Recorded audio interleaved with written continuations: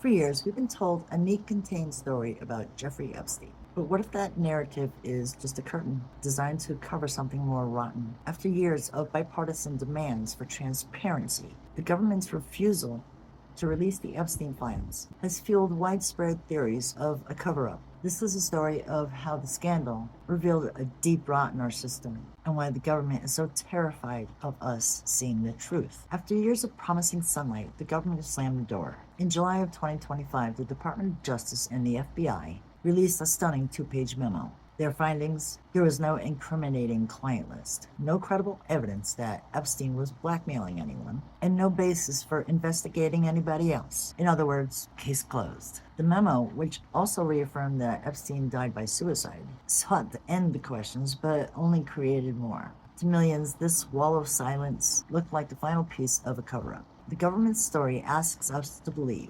Epstein's global network operated without powerful enablers, but it crumbles under basic logic. Legal analysis noted the memo's careful wording, saying that there's no evidence to predicate an investigation, doesn't mean that there's no evidence at all. It's a legal escape hatch. To claim that there was no blackmail evidence defies the logic of his entire operation, with cameras reportedly in every room. And to say that no client list exists, it's a semantics game meant to deflect from the flight logs, calendars, and emails that paint a damning image of those who were in his orbit. The Epstein scandal is now the symbol of a deeper crisis, the collapse of public trust. When the Trump administration's DOJ released a memo that contradicted years of its own promises, even his supporters felt betrayed. President Trump, who once supported transparency,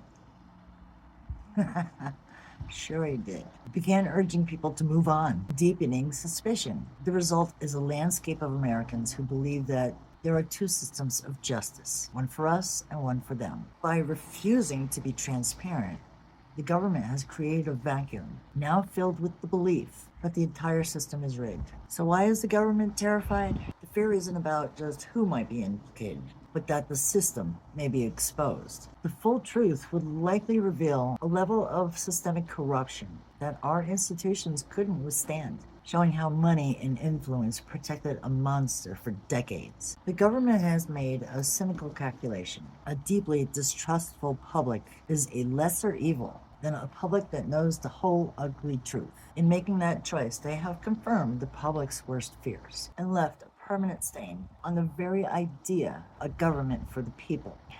What do you think? Will we ever get the truth? Tell me in the comments. More coming. Hang in there.